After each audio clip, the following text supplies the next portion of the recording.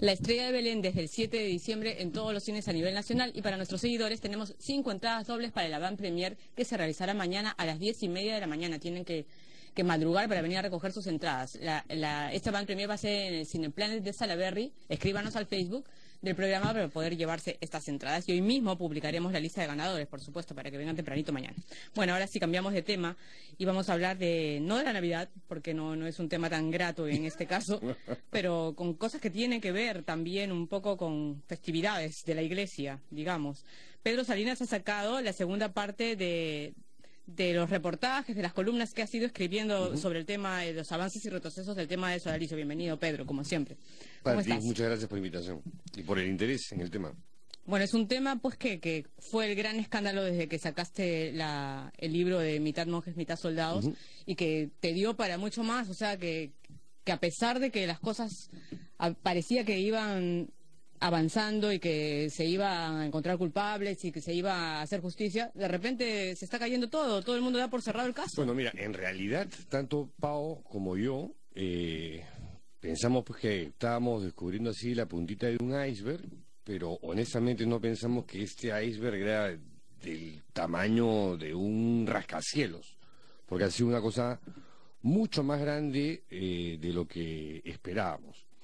Este librito, que es el caso Sodalicio volumen 2, es la continuación de otro que se llama el caso Sodalicio, que salió publicado en marzo de este año, y que es una suerte de registro y de seguimiento y de monitoreo a este tema, que si bien es cierto ya fue cerrado por el propio Sodalicio, ya es un caso cerrado también para la propia Iglesia Católica. Todavía se está ventilando en el Ministerio Público, podría pasar al Poder Judicial, y en el Congreso están deshojando margaritas para ver si es que investigan o no investigan en este caso, ¿no? Si intervienen, ¿no? De alguna manera. Bueno, ya lo han dicho que sí, supuestamente ha habido una votación y por unanimidad han aprobado una comisión para ver este tipo de casos. O sea, no es una comisión para ver exclusivamente el caso Sodalicio, pero es uno de los casos emblemáticos, junto con el del colegio Héctor de Cárdenas, y un par de instituciones más. Entonces, nada, estamos ahí un poco a la expectativa. Si hubiera alguien que no sabe de qué trata el caso de los sodalicios, vamos a poner en autos a la gente. Mitad monjes, mitad soldados. Cuéntalo tú. Fue una investigación periodística que hicimos la periodista Paola Gacillo en el lapso de prácticamente 5 años, y que publicamos en fines de octubre del año 2015, y que se centró en esta organización católica peruana fundada en Lima en 1971, fundada por el peruano Luis Fernando Figari, y que ya a estos 45 años de existencia se la pasó durante casi 40 perpetrando una serie de abusos físicos, psicológicos, casos de servidumbre, de esclavismo moderno y hasta abusos sexuales. Entonces, nada, el libro abundaba en data, en información, en testimonios. En testimonios de muchas víctimas. Así es. Claro, de muchas víctimas. ¿Y qué pasó? O sea, estos testimonios fueron recibidos por la Iglesia. ¿De qué manera? ¿Por qué es que cierran el caso? A ver, ahí la historia es compleja, porque la Iglesia Católica se comporta en este caso como se ha comportado en todos los casos de pederastia clerical, ¿no? De alguna forma lo que más le importa a la Iglesia es su imagen, su reputación, y en consecuencia lo que hace a continuación es tratar de encubrir, de patear al culpable.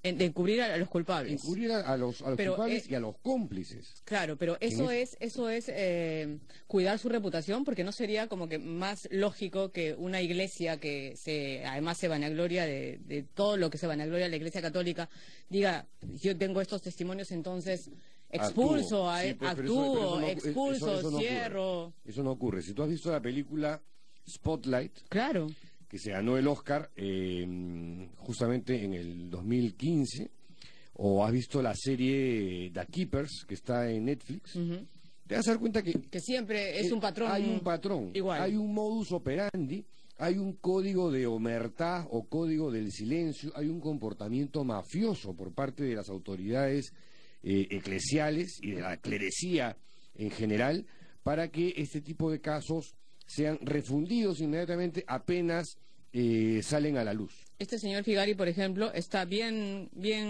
cómodo en Roma, ¿no es cierto? Sí, claro, ¿por qué? Porque la sanción, entre comillas, de la Iglesia o del Vaticano, con la anuencia del propio Papa Francisco, porque lo citan en 2 oportunidades en el edicto que tiene 3 páginas y media, la gran sanción es, primero, Figari no puede regresar al Perú.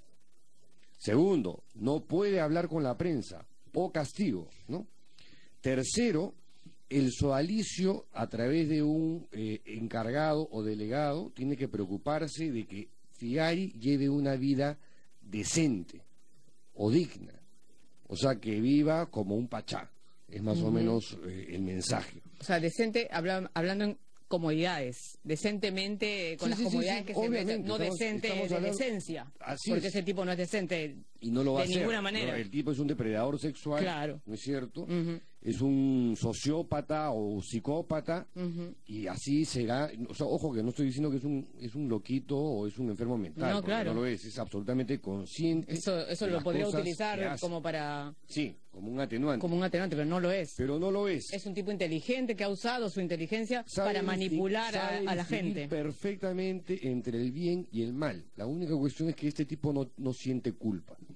Ahora, resulta sociópata, que pues, de esta historia él es el único culpable.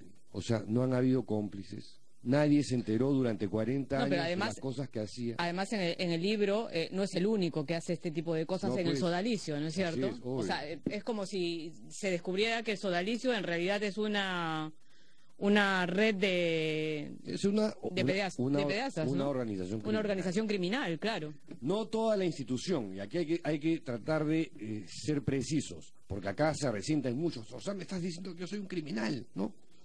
No, o sea, no todos los que pertenecen al sodalicio como, digamos, como feligreses, como ya, pero en la organización, en la cúpula sí. Había cierta gente que, como Luis Fernando Figari, Germán Doig en su momento, otros señalados por el propio sodalicio, Virgilio Levalle Vega, Jeffrey Daniels, Daniel Murguía, entre otros, habían creado una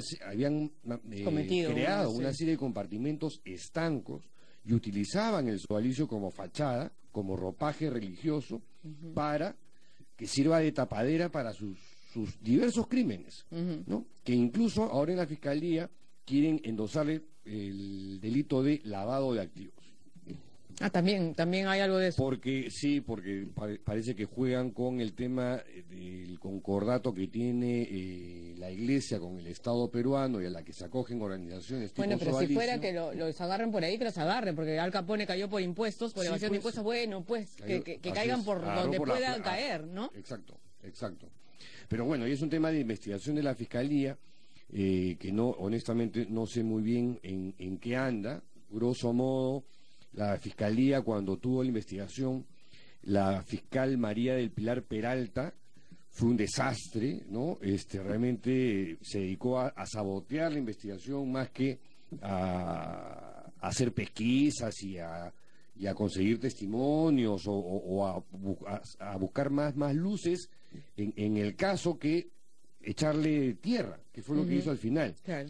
Al final archivó la denuncia, pero por suerte el fiscal Almanza le metió un informe de no sé cuántas páginas, como 30 páginas, jalándole las orejas, llamándole incompetente, indolente, donde incluso aparentemente habría habido dolo o culpa en la forma como llevó la investigación esta fiscal.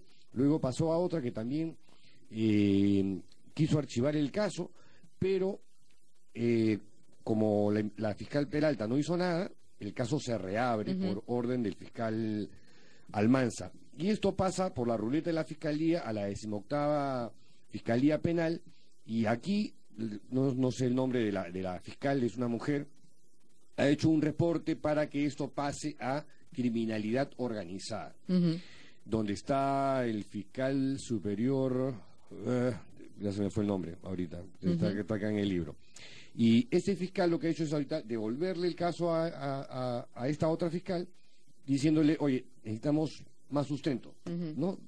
O sea, a los puntos que tú consideras que el caso debe pasar a criminalidad organizada, donde está supuestamente ya la élite fiscal, la que tiene recursos, la que tiene tiempo para investigar, la que te puede traer de grado fuerza desde Roma o de donde estés. De donde estés.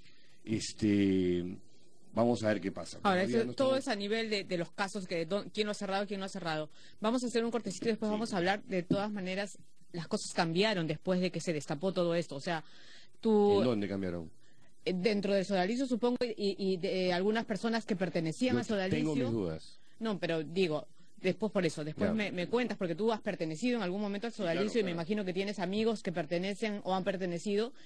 Y yo creo que hay gente que ha dicho, por ejemplo, tengo a mis hijos metido en estas cosas, los saco. O sea, ¿tiene que haber pasado algo así o no? Me vas a decir que no. Vamos a hablar en un ratito, seguimos hablando de esto.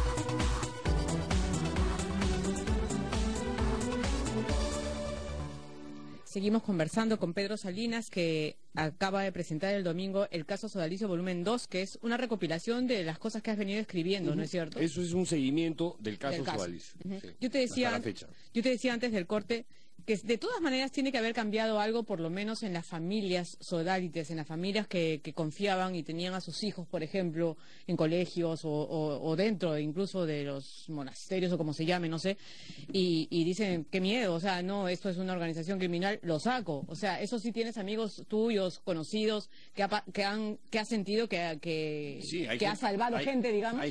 O sea, ¿puedes sentirte tranquilo de haber salvado gente? A ver, me siento tranquilo, junto con Pau Gas, de que hay mucha gente que ha abierto los ojos. Claro. ¿no? Que la sociedad... Eso es importante. Que la sociedad peruana... Visibilizar además exactamente, el problema. Un fenómeno perverso, inserto en el corazón de la sociedad peruana, y la sociedad ha reaccionado positivamente. Claro. Nuestro temor era que vieran este libro como una cosa anticlerical, ¿no? Contra la iglesia, contra el Papa, qué sé yo, cuando ese jamás fue el propósito. Y mucha gente efectivamente se ha salido de la institución, se han salido de los colegios, claro. Hay gente que ha dicho, yo de acá no me quedo 5 minutos más, chao, ¿no? Nos vemos. Me imagino que esa es tu mayor recompensa. O sea, tú has ganado premios con el libro y muchas cosas, pero creo que lo más importante debe ser eso. Sí, como satisfacción, siento que he aportado un granito de arena a la sociedad con esta investigación periodística. O sea, ese es de lejos, digamos, lo que me hace sentir bien, me siento orgulloso, que siento que le estoy dejando un legado incluso a mis hijos. Cuando recién sacaste Mitad Monjes, Mitad Soldados, ¿cuál era tu intención? ¿Creíste que te podías tirar abajo al sodalicio? No, además esa no fue la intención. O sea, tumbarme la organización es imposible. Es imposible que... ¿Sabías que era imposible? Sí. O sea, pero sí queríamos ponerle los reflectores a este tipo de peligros que se daban al interior de la organización. Nosotros jurábamos que nos íbamos a enfrentar a demandas legales y cosas por el estilo, ¿no? Que el Sodalicio iba a negar esto hasta el final. De hecho, ha negado durante buen rato, se ha resistido hasta ahorita, lo sigue haciendo. Incluso tuvo que contratar a un equipo de extranjeros para que simulen una suerte de informe que tiene un sesgo evidente en el sentido de que el único culpable en esta investigación que hacen ellos con su plata es Luis Fernando Figari. O sea, Luis Fernando Figari actuó solo, no tuvo cómplices, no tuvo compinches, no tuvo encubridores. O sea, nadie se dio cuenta durante 40 años, todos son una manga de sonzonazos, ¿no? Claro, que no veían que tenían este elefante en la cristalería tumbándose todo y ellos ni cuentan, ¿no? Taraditos son. Poco inteligentes, aparentemente. Ahora, me imagino que alguna gente te debe haber preguntado, ¿hasta dónde vas a seguir y hasta cuándo vas a seguir escribiendo sobre el sodalicio, investigando? ¿Qué más buscas? Porque si sabes que es imposible tumbarse al sodalicio... Sí, lo que pasa es que me siento en la obligación de hacer el registro, digamos, ya, con Pau, digamos, abrimos este boquete... Esta caja de Pandora. Esta caja de Pandora, y dijimos, pues ya saldrán 4 ratas y ya, ¿no? Cerramos la cuestión y se acabó. No. Pero no. Claro. O sea, siguen saliendo cosas y cosas y cosas y no han cambiado. No sé si te acabas de enterar lo que ha pasado en Arequipa. ¿No? La gente del grupo TED, ¿no es cierto? Sí. Este grupo de divulgación de ideas innovadoras que tiene presencia en 190 países, acaba de ser vetado de la Universidad San Pablo de Arequipa porque uno de los ponentes era el ministro Salvador del Solar, y los sogonazos estos, como Salvador del Solar se había peleado con el arzobispo de Arequipa, dijeron no, lo vetamos. Claro. Primera vez en la historia de TED, qué vergüenza, como país, que se vete a un ministro. que se veta a una persona. Claro. Por consideraciones una discusión que encima ni siquiera provocó del Salvador, Solar, sino que el otro quiso quiso además hacerle pisar el palito, bueno, creyendo que él no iba a tener capacidad de pasando. reacción, ¿no? Hace muy pocas semanas, Gonzalo Len, un sacerdote sodalite, que ha formado parte del entorno más íntimo y cercano de Luis Fernando Figari, que acompañó a Figari en Roma en estos últimos tiempos de investigación y controversias por las acusaciones y señalamientos por pederastia, pretendió regresar al Colegio San Pedro como rector, y lo hizo. Si no es porque el tema trasciende a los medios de comunicación, vía este portal web Altavoz que dirige Mijael Garrido Leca, o sea, estaría ahorita manejando el colegio Gonzalo Len. O sea, al final tuvo que renunciar porque la prensa levantó el asunto y los padres de familia saltaron hasta el techo. Claro, porque lo que tú dices es importante, poner los reflectores en el caso ayuda. O sea, esa es la única manera. Nosotros como periodistas tenemos esa responsabilidad, ¿no? Si nos enteramos o sabemos de casos como este. No, además, estos pederastas de sotana son fotofóbicos, como las ratas y como los vampiros. Le temen a la luz, le temen a los reflectores. Es que cualquier cosa oscura, pues actúan en la oscuridad. Sí, claro. Están en el lado oscuro, obviamente. Literalmente. ¿Qué más piensas hacer, Pedro? O sea, ¿vas a seguir...? O sea, honestamente yo ya quisiera dejar este tema hace rato porque ya me ha tomado demasiado tiempo, ¿no? Pero como tú dices, a veces salen más cosas y más cosas y más cosas. Pero claro, siguen saliendo más cosas y yo me siento en la obligación de hacerle seguimiento a estas cosas. De otra parte, hay gente que te conecta o te contacta de otras partes del mundo, porque estas cosas también ocurren en otros lugares recónditos del planeta, ¿no? Me acaban de invitar ahorita a Polonia a una reunión. ¿Has estado allá? En Varsovia, en una suerte de convención de Van Helsing, de cazadores de monstruos, ¿no? Gente que ve casos de pederastia en el África, la misma gente de Polonia, que la tiene complicada porque es un país ultracatólico y realmente es impresionante la forma como la Iglesia Católica tiene presencia en todos los ámbitos, y esta cosa sí es una cosa como oculta, como que todavía sigue debajo de la alfombra y le cuesta muchísimo ver la luz. O gente de Argentina, de México, de Chile. Que además, como tú dices, es el mismo modus operandi en todas partes. O sea, es algo que pasa en todo el mundo. Y con la venia del Papa. Porque este cuento de la tolerancia cero es una farsa. Francisco no es la solución. Francisco es parte del problema. Esto que acaba de ocurrir con el cardenal australiano George Pell, el número 3 del Vaticano. El número 2 es el secretario de Estado Pietro Parolin, un italiano. El número 3 era este australiano George Pell, que manejaba la plata, formaba además del C9, que es el grupo de los íntimos del Papa, y además del C15, que es el grupo del Consejo que ve las finanzas vaticanas. El tipo más importante después de Francisco y después de Paroli. Tiene 2 casos de abusos a menores. Él. Fuera de no sé cuántos, decenas de casos de encubrimiento cuando él fue arzobispo y cardenal en Australia. Bueno, ya se nos acabó el tiempo, pero para las personas que quieren saber más de este caso, está este libro, que no lo he enseñado, El caso Sodalicio, volumen 2, con avances y retrocesos sobre el mayor escándalo sexual de la Iglesia Católica en el Perú. Y nosotros tenemos un libro para nuestros televidentes y oyentes que nos escriban al Facebook y nos pongan algo, de repente, alguna reflexión sobre este tema. Y ahí vamos a publicar el nombre del ganador. Bueno, gracias, Pedro. Gracias, Pati. Ya seguiremos conversando en otro momento, de cosas más gratas, espero. Vamos a hacer una pausa y regresamos con más.